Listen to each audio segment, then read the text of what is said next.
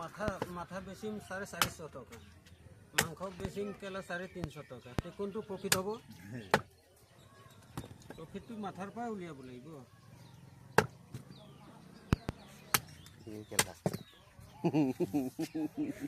হয় ঐ কেলা খং উঠিছে মানুহটো নাপায়গৈ।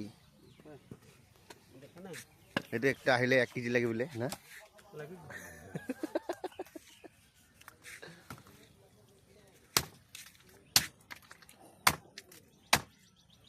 মানুহটো চাগে না পুৰা পুৰা ভাইৰেল হৈ যাব। এড্ৰেছটো কৈ দে, ক'ত আহিব লাগিব মালিক? এড্ৰেছটো কাকি ৰাজধানী তিলা বাজাৰ।